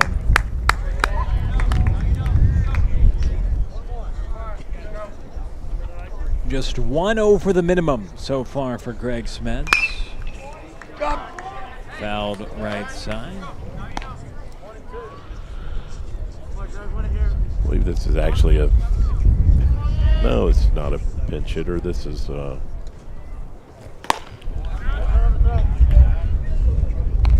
it's the starting pitcher, Gage Weber, who has a bat and he's hitting. okay. He is a pinch hitter. He was not hitting earlier. No. But he comes in to grab a bat and hit in the spot of Clint Cannon, 9th hitter in the order. Because they had him in to start, and then Stein came in, but then he re-enters back in for the left fielder Cannon, who you would think would just re-enter defensively next inning. But you don't always see that. Typically, if you want your pitcher to hit, you just put him in the lineup. I know you want the DH, who they had as their cleanup man, but he comes back after starting the game on the hill and grabbing a bat for the 9-hole, trying to get something started. Yeah, unless you feel like, I don't know, hitting is asking too much, you want to give them a rest between innings. But especially in high school, usually if your pitcher's one of your better hitters, he's going to hit all the time, including when he's on the mound. 3 balls, 2 strikes, 1 out. Mentioned he hasn't walked anybody, and he's trying to avoid that here with a full count coming up. Smeds. Pop up right side. Castleberry's called off by Griffin Carney. And now there's 2 outs. Shallow pop up to second. No problem for Griffin Carney.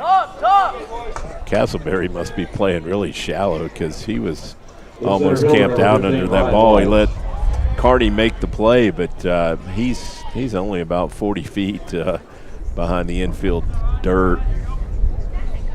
And with the way that wind's blowing, there's no reason to play deep in right field, especially. Center fielder's really shallow also. And we see some balls that appear off the bat to be handled really well in this game early on, and getting those reads, they were just dying out there in the outfield. Multiple times we have seen that in this game. We've seen long foul balls pulled away as well with that wind gusting out to left. So it's definitely been a factor in this matchup. Yeah, actually, now that I think about it, Emerson's actually had 4 at-bats, and one of his outs was that ball to right field that on any other days out of here, but the wind kept that one in the park. Oh, yeah. So He's really hit 4 balls square and only has 1 hit, so he's due for some bloopers to drop in. Well, when you're hitting close to 500, I don't think you need any help with bloopers, but he definitely will take them. Lines out his first time. You mentioned crushed one to right, but wind killed it, then doubled to the backside, and then the last half he lines out again as Carney gets rid of it in time, and Greg Smeds retires the side in order again. 18 straight set down by the southpaw. Nice play right there by Carney. You see it on the replay. Came and got that and got it on the hop and makes the throw on the run. And, headed to the bottom of the 6th inning. 6-0 Cardinals. You're watching Cardinal Baseball Live on Tradio.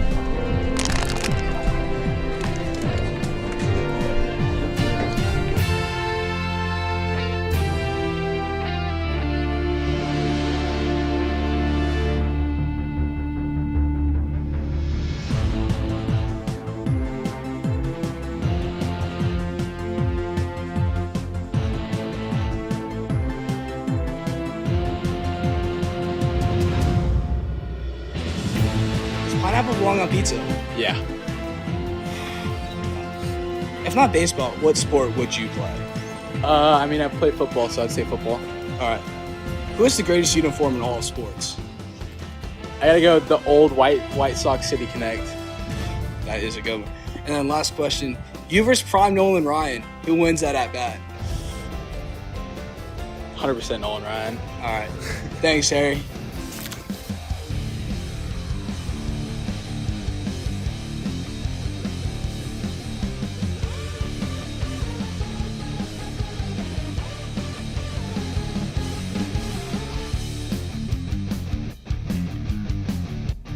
By far. Worst feeling in a baseball game? Striking out bases loaded. If you could bring one teammate to a deserted island with you, who and why?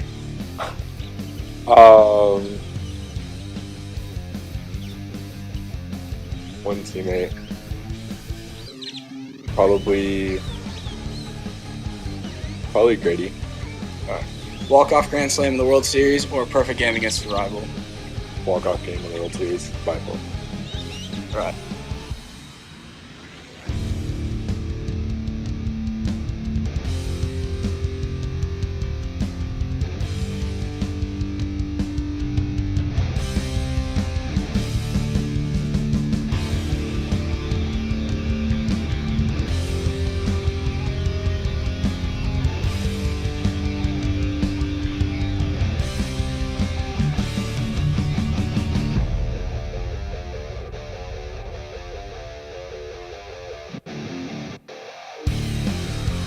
James. All right, a 6-0 ball game in the bottom of the 6th inning. Welcome back to Cardinal Baseball Live on Tradio. Jeff Knipper, Will Connerly, Tim Polster, Trey Bell, our entire crew here with you this evening. Braylon James will start us off. It's 3, 4, and 5 due up for the Cardinals, and a new arm into the game for the Eagles as they go with Cooper Sims entering into the ball game here in the 6th after Weber went 2, Colt Stein went 3. Now it's Sims' turn on the hill. Yeah, Sims started the game at third base, and the starting pitcher Weber is now playing third base.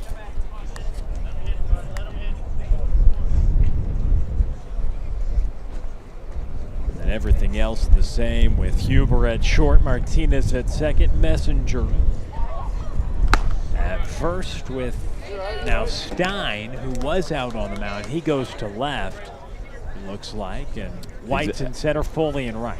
Actually, Stein's at first base. Oh, so Stein at first. Yeah. And it was Messenger.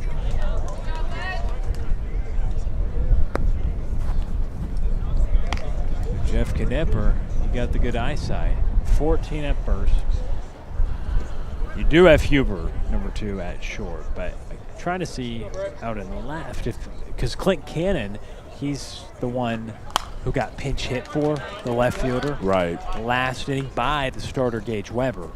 So I'm wondering who's out at left right now. Well, keep in mind, in high school baseball, you can, pitch hit for a guy and he can stay in the game defensively. Absolutely.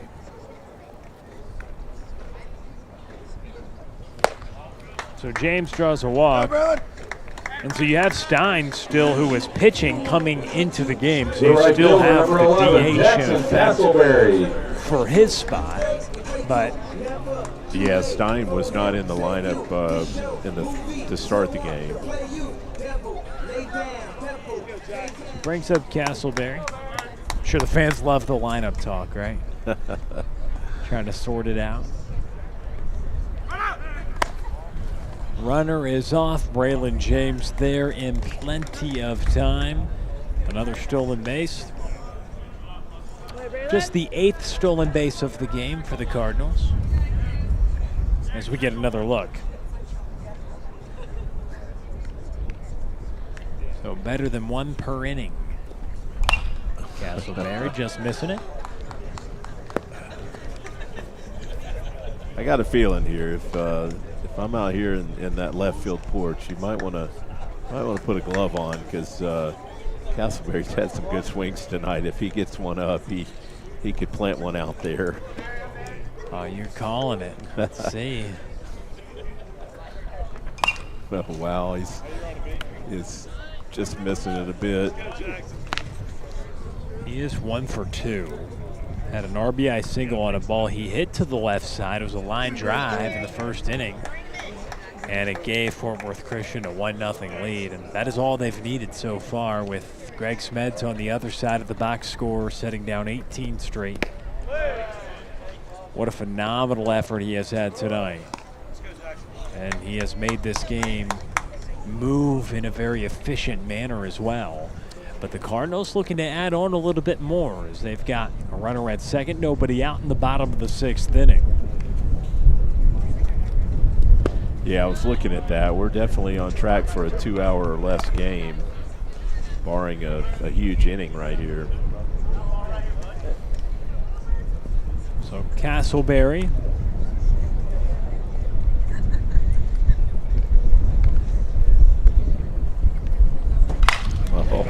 He does crush it to left, like you mentioned. It stays in the yard, but it's a 2-hit day for Jackson Castleberry. Yeah, he had a lot of good swings tonight. Just had some top spin on that one, a little bit out in front of it, but nothing bad to say about that swing. Really can handle the bat. The designated hitter, number 7, Jake Parkerson. And Jake Parkerson comes up, so the Cardinals with runners on the corners and nobody out. They have 6 runs on 8 hits tonight. They look to expand on both of those categories now, with the 5th hitter in the order and the runner off in Castleberry. No throw, but he'll advance to second.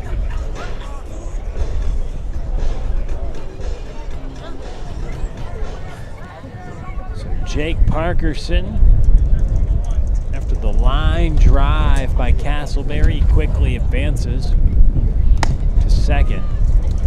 Boy, I think that wind's picking up. You can hear it on the ambient microphone. Really coming in hard. Might need the quarter zip. Yeah, if we stretch this inning out. Cooper Sims out on the hill.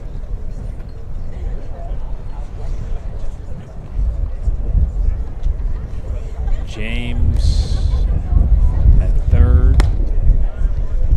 And Parkerson taking ball 4. He's on now for a second time. Does have a hit today. 1 for 3. 20, Blaine McDonald. And now the Cardinals, you said barring a big inning, while bases loaded, nobody out is typically a recipe for a big inning. And that's what the Cardinals have now. Yeah, we don't have a shot of their bullpen, but can't tell if they've got anyone warming up. But it looks like they're going to stick with Sims for now. Speaking of sticking with people, it does look like there's some throwing in the Cardinals bullpen. Not sure if it's just getting some work in or not, but Greg Smeds does have a chance to throw a complete game shutout one hitter. He's 3 outs away from that. He's at 79 pitches now.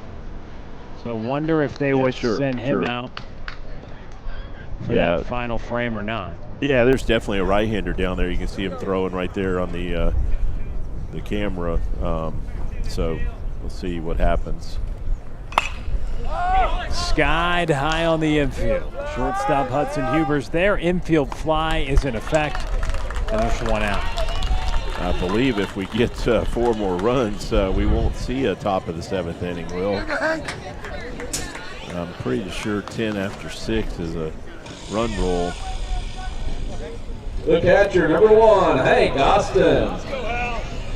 And that'll bring Hank Austin to the plate. I believe you're right. So in a way, if the run rule is in effect this evening, you'd have that in the works and potential for a walk-off. That is hit through the left side. Let's see. Here comes Castleberry. And Castleberry's there in time. Fort Worth Christian does pick it up, and they do the job to take a 10-0 advantage. No, actually, that's just 8. 8-0 advantage, Yeah. excuse me. I was getting ahead of it now. Yeah. You were telling me about the run rule. I said, 10.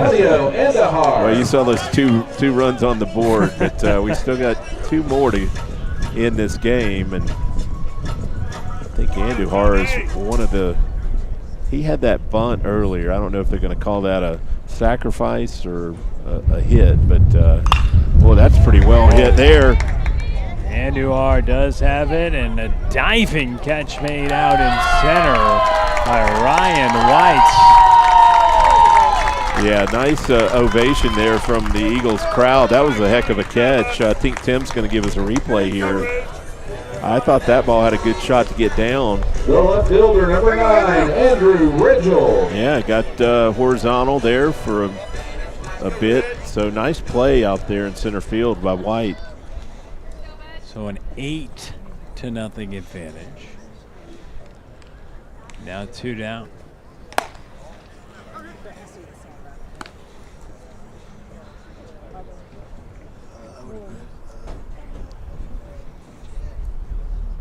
So how about the day that Hank Austin is putting together?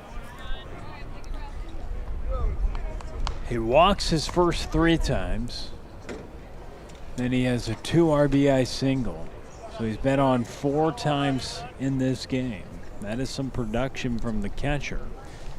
Meanwhile, Fort Worth Christian, as that is lifted by Andrew Ridgel out to left. And the play is made. Side is retired. Cardinals up by 8, 3 outs away from a victory.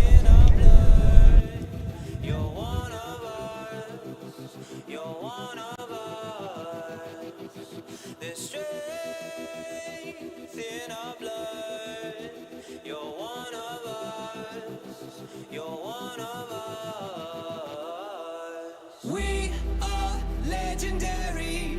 We are not ordinary. We are legendary. You will remember our names.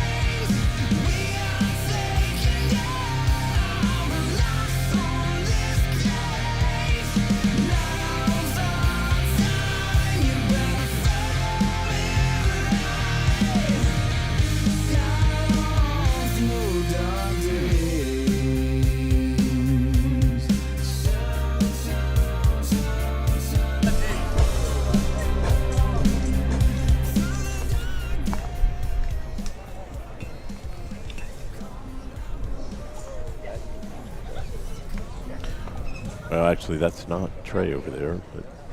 Antonio Andujar, the new arm into the game.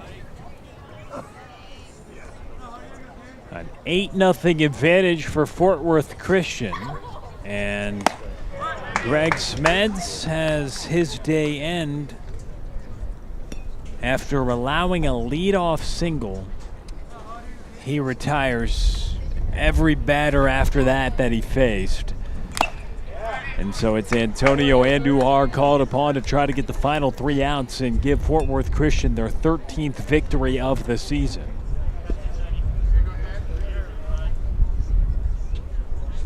But 18 straight retired to end the outing for Smeds, and overall Andujar makes it 19 straight. You can see a unique thing happen here, Jeff, where getting a hit one of the game, and then you could go 21 up, 21 down after that. And Antonio Andujar has that chance as he retires the first here in the top of the 7th inning.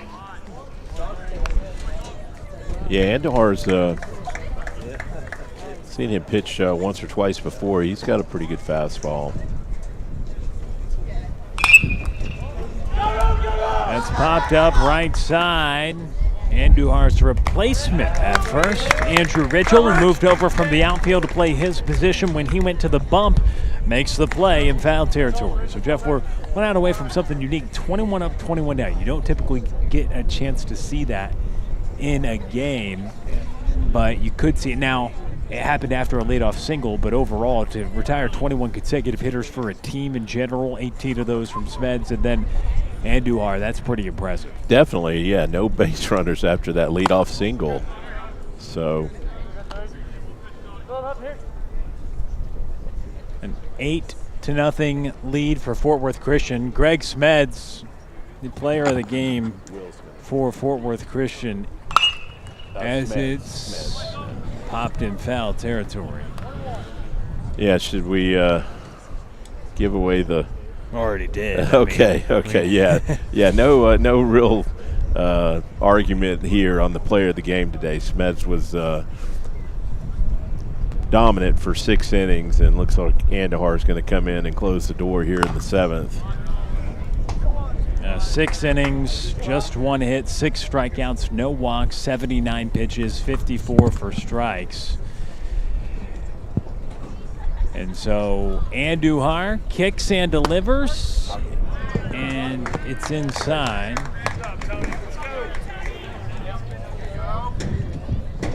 Two balls, 2 strikes, 2 outs.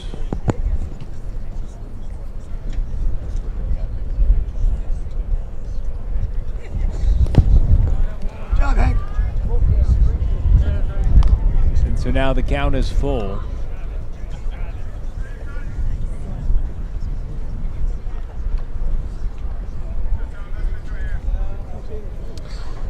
Andujar, swing and a miss. That's the ball game. So Fort Worth Christian, after allowing a leadoff single, retires 21 straight. They win 8-0. Yeah, just impressive performance all around right there for the Cardinals. Not a whole lot they had to do defensively, but made all the plays they were asked to make, and the hitters had a good night, helped by about 7 or 8 walks that the Eagles pitching issued. I think we're going to have a player of the game interview. Will's going to handle that. We mentioned it's going to be Greg Smeds, so we'll give him a minute or 2 to get set up for that. But good job right there, Brian Andujar, to come in and get that Eagles lineup in the 7th there, 1, 2, 3. Offensively, they had a variety of guys that had RBIs. Castleberry, I know, had a 2-hit night, had an RBI. I believe Parkerson had an RBI single. Probably would help if I looked at Game Changer instead of relied on my memory. But Emerson had an RBI double in the left center gap. Carney went 1 for 3, and a lot of stolen bases. The Cardinals stole a total of 9 bases tonight.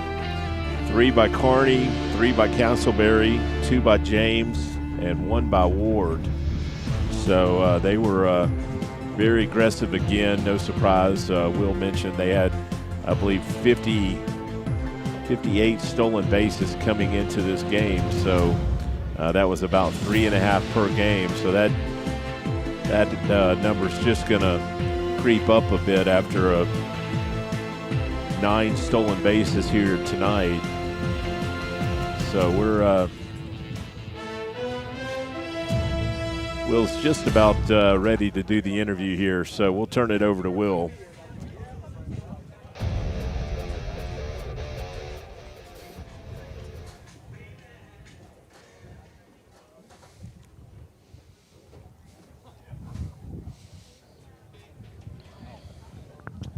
We're back with you on Cardinal Baseball Live on Tradio, here with the starter, Greg Smeds. Great outing tonight. Tell us about it. Thank you. Well, this week I worked on the changeup in the bullpen, got it going in the pregame. Felt good out there, executed. Great game, offense produced.